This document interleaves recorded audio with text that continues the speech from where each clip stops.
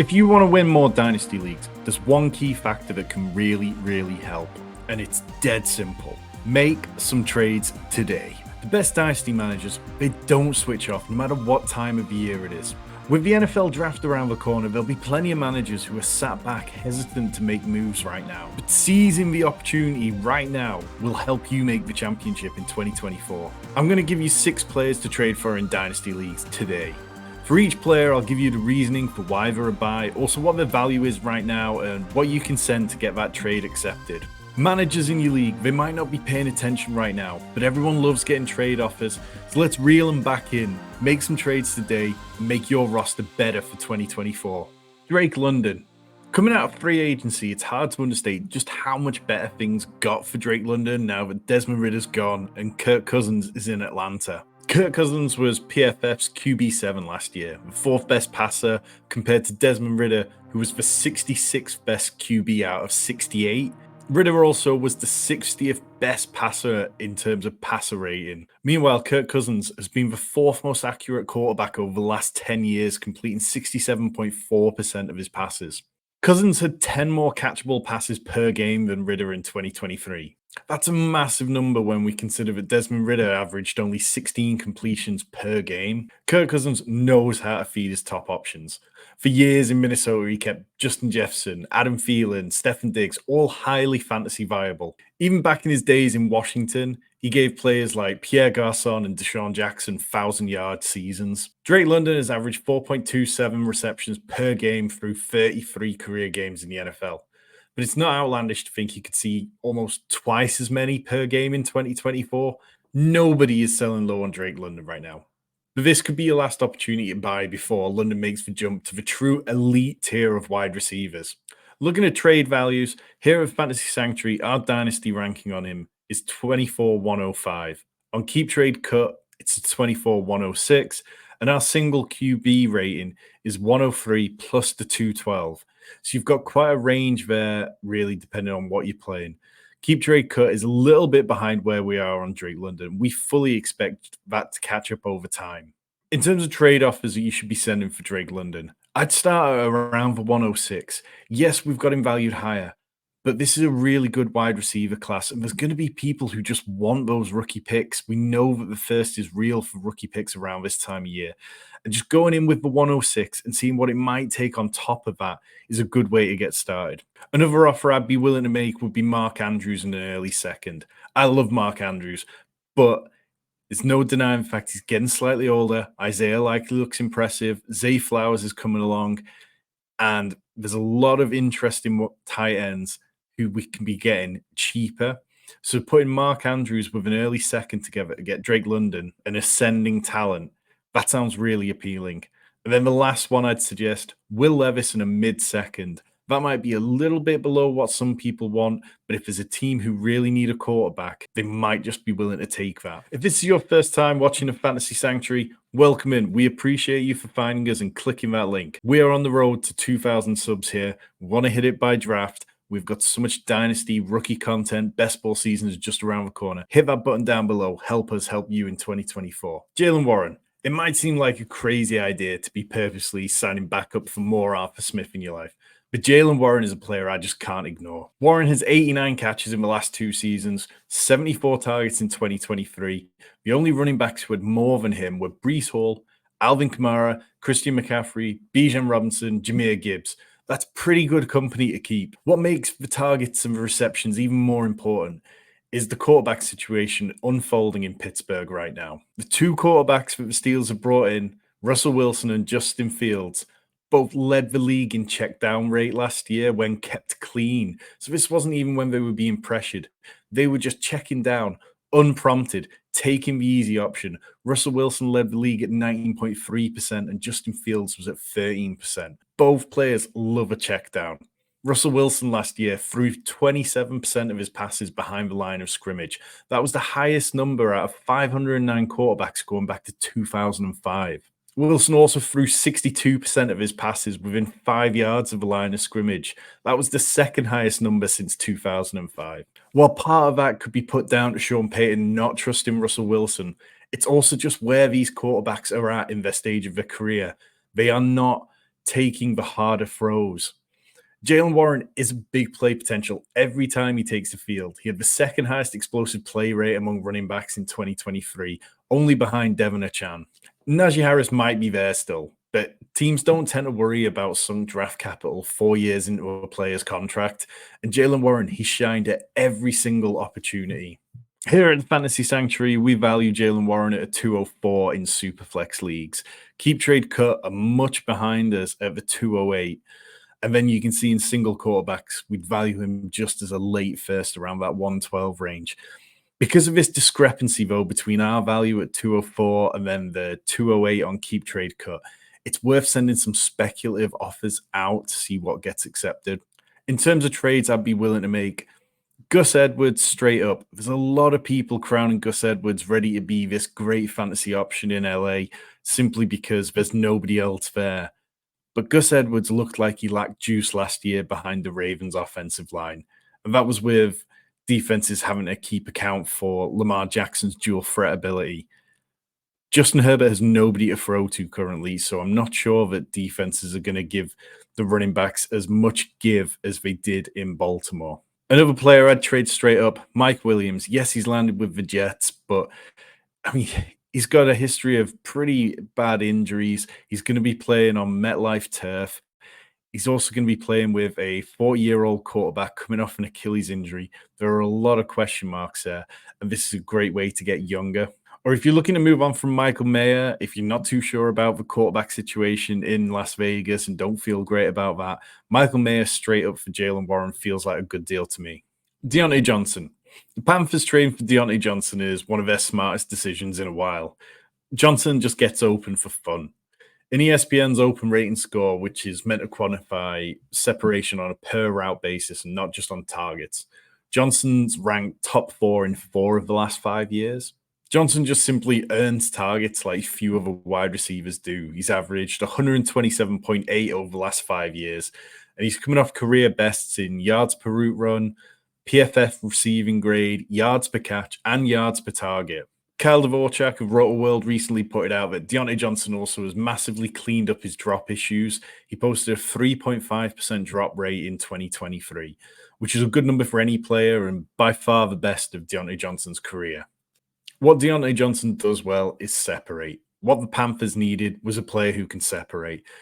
Diontae is going to win the ball all over the field. Bryce Young is a player who likes to anticipate and throw on anticipation. And now that he knows players can actually get open, this should be a match made in heaven.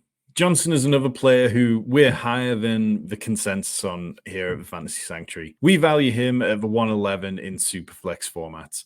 Keep Trade Cut have him down at the 205, while FantasyPros have him down at the 201.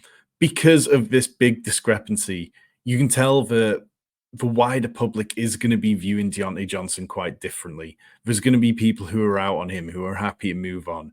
And because of that, I'd send some quite ranging offers out. Austin Eckler plus a third-round pick feels like an okay starting point, particularly if you've got somebody who still believes in Eckler, who perhaps doesn't believe in Brian Robinson. DeAndre Swift looks like he's going to be stuck in a 3-way timeshare in Chicago. I'd trade him straight up for Diontae Johnson every day of the week. Or try 2 mid-second round picks, see if that's enough. Rookie fever is kicking in and people want these rookie picks. When the Texans traded for Joe Mixon, it raised eyebrows. But then those eyebrows just kept going up when they paid him immediately, giving him 3 years, $25.5 million, $30 million guaranteed. I'm still a little bit skeptical about the fit and the explosivity of Joe Mixon. He finds himself in a zone-based scheme, which isn't ideal for him. He's been better in man and gap schemes, which the Bengals ran. But he's just been handed that new contract. The Texans clearly view him as their plan for 2024. Dameon Pierce completely floundered last year. He was consigned to special teams only by the end of the year. And Devin Singletary saw 19.4 touches per game from week 10 onwards. Mixon has scored 37 touchdowns in the last 3 years combined. That's made up for his inefficiency on the ground and the fact that he's going to be the sole option in Houston. That kind of return can continue in an ascending offense. I think Joe Mixon can easily be in double-digit touchdowns again. And although CJ Stroud doesn't check it down as often as Joe Burrow does, he's still going to check it down enough for fantasy purposes to give Mixon a good floor that if you're in a win now situation, he's worth trading for. People say this isn't the time of year to add running backs, but the Texans don't feel like a team that is about to go and draft someone highly when they just handed out, without needing to, a pretty decent sized contract to Joe Mixon. There's a big variation on Joe Mixon's value across the industry. Here we've got him at the 203. Keep Trade to Cut have him at the 206, and Fantasy Pros are ahead of us, being even more aggressive at the 111. Again, this is a situation where you want to send some speculative offers, start a conversation, and see how the owner of Joe Mixon in your Dynasty League perceives his value. The offers I'd be looking to send for Joe Mixon, I would send Jacoby Myers straight up. I think Gardner Minshew is a reasonable level quarterback, but I don't think it's going to be an efficient offense enough that Jacoby Myers is going to be an every week fantasy option, whereas Joe Mixon should still be a plug and play asset most weeks. Tyler Lockett, I'd be happy to move on from him. Yes, he's back with the Seahawks. Yes, he's still a part of their offense, but they asked him to take a pay cut. JSN looked to be ascending. I think the offense is going to look quite different this year, and I feel like now's a decent time to move on from Tyler Lockett. Then lastly, a 26 second and a 24 third. I think most people will take that for Joe Mixon right now. If you can't get enough Dynasty content, consider hitting the join button down below. $2.99 a month, and you get access to our second tier, Silver Sunset. We have so many Dynasty tools in there. You'll get access to our rookie guide, which is insanely good. Rich has done so much great work on there. It will absolutely get you set up to crush your Dynasty drafts this offseason. Curtis Samuel. In his last draft as Panthers assistant GM, Brandon Beane drafted Curtis Samuel. Now he's finally got him back in a team with him in Buffalo. You look at virtually anything with Curtis Samuel, and some of his stats just pop out. In Matt Harmon's reception perception, he grades excellently. 75.4% success rate versus man coverage in 2023. That's an 82nd percentile. He's cleared 75% success rate versus man in all 4 seasons that Harmon's charted for reception perception. Curtis Samuel averaged 9.08 miles per hour within the first second of his routes in 2023. That's his burst score, the 3rd quickest in the NFL among players to run 300 routes. Meanwhile, Bills receivers averaged 7.95 miles per hour from last season, 29th in the NFL.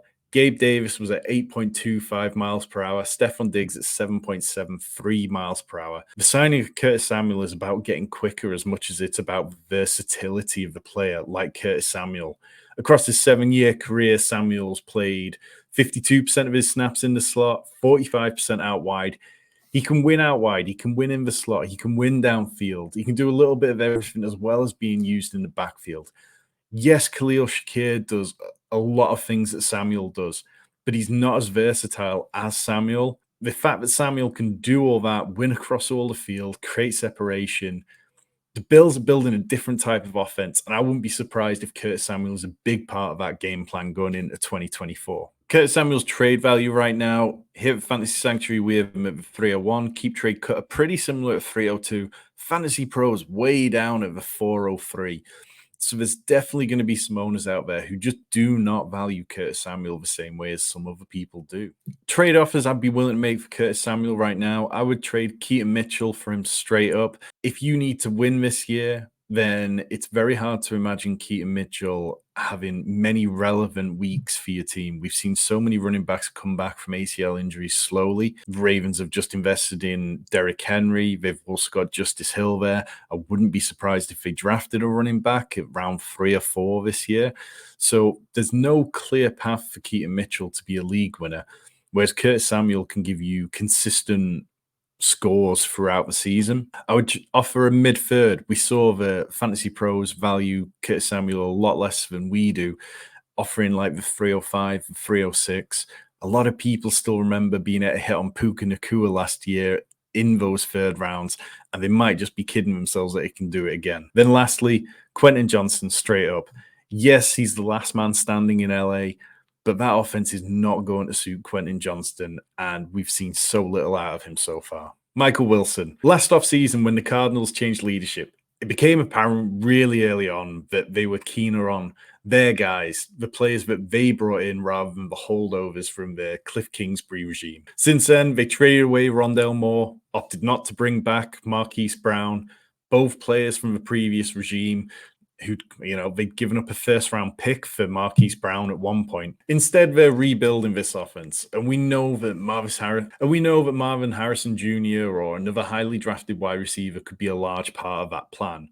But they also love Michael Wilson. Wilson played 12 games in his rookie year, averaging 79% of snaps.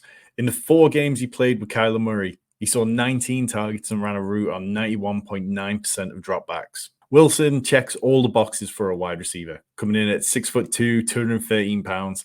He doesn't need to leave the field for any situations. And if this offense could be more functional this year, he could be in line to have plenty of good weeks for you in 2024. Another player with varying values, we have him at the 301, keep trade cut at 212, slightly above us, and then Fantasy Pros down at the 306. Players that I would send straight up for Michael Wilson, Brandon Cooks, if anybody still believes in him, absolutely do that deal. I don't think that there's any value left in Brandon Cooks. He looked okay at points last year, but he wasn't consistent. I would trade Khalil Herbert. The Bears' backfield is a complete mess. Perhaps Khalil Herbert leaves Chicago at some point and latches on elsewhere. But Michael Wilson is going to get you more fantasy points this season. And then Mac Jones. If you've got a team who are rebuilding and just looking to acquire assets, Mac Jones is the kind of player who somebody might kid themselves into thinking is going to have more value further down the line, and I would trade him right now. Those are your 6 buy now players. I'll be back with sell now players next week. We've got loads of rookie content on the channel. Go and check out all Rich's wide receiver previews, quarterback previews that he's churning through, the best ball strategy stuff. We have got so much here. Stay tuned. We've got loads of videos coming your way.